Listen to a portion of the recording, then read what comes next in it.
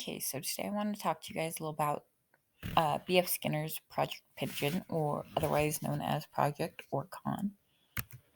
So during World War II, they didn't have self-guided missiles. Um, they didn't have the technology for it. So Skinner proposed the Pigeon Project, which used trained pigeons, and they would guide missiles to their projective targets. The military did pass on this idea, but it was a good example of conditioning.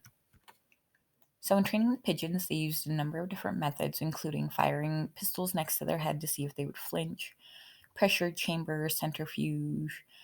They did a number of unspecified deprivations. They did reinforcements. Pigeons particularly liked hemp seeds. They gave them energy drugs and saw significant improvement with increased oxygen. Through most, if not all, trials, the pigeons continued pecking due to conditioning. And in this, they tested many different speeds and patterns of targets to determine the accuracy of the pigeons. So the way that this worked was pigeons would be placed in a missile in the front part, and they would peck at a large target that they could see through a window. Pecking in the right direction would dispense a treat, and pecking in the opposite direction would result in a punishment until they pecked in the same direction as the other pigeons.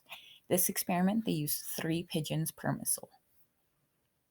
So, and their pecking frequency and intensity was monitored by electrodes on the beaks and they controlled the tail fin of the missile, and that's how they guided it through to the target. According to Skinner, the pigeon's accuracy was near perfect in most of these trials.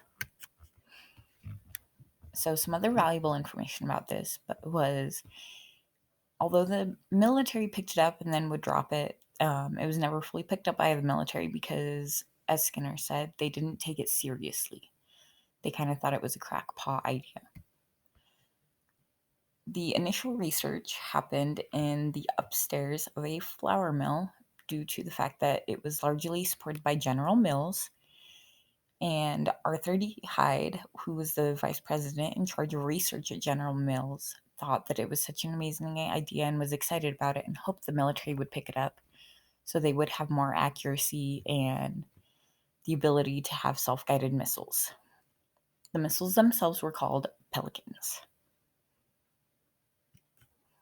So here are some pictures of kind of what the missiles looked like. The upper 2 pictures are where the pigeons were located in the missile, and this is kind of the whole missile, or the pelican, or the pelican's mouth, as they like to call it. So this kind of gives you a better idea of where they were.